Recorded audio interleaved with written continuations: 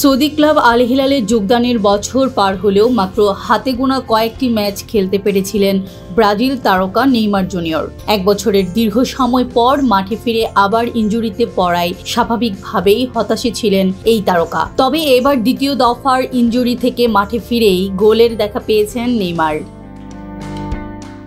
নেইমারের দল Al Hilal প্রীতি ম্যাচে আল ফাইহার বিপক্ষে 2-0 ব্যবধানে জয় নিশ্চিত করেছে, যেখানে একটি গোল করেছেন নেইমার। চোটের কারণে দীর্ঘদিন মাঠের বাইরে থাকা ব্রাজিলিয়ান তারকার জন্য এটি একটি গুরুত্বপূর্ণ মুহূর্ত।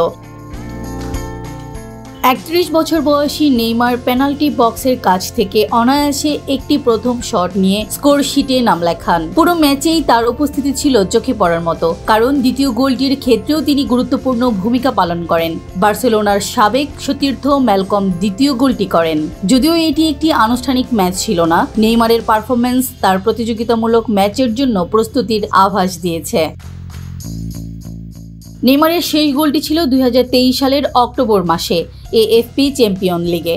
এর কিছুদিন পরেই তিনি গুরুতর এসিএল ইনজুরিতে পড়েন, যা তাকে দীর্ঘ সময় মাঠের বাইরে রেখে দেয়। এবছর তার বহু প্রতীক্ষিত প্রত্যাবর্তন খুবই সংক্ষিপ্ত ছিল, কারণ এরপর আবার হ্যামস্ট্রিং সমস্যায় তিনি মাঠের বাইরে চলে যান। এই প্রীতি ম্যাচটি তার ফিটনেস ফিরে পাওয়ার পর মাত্র তৃতীয় ম্যাচ।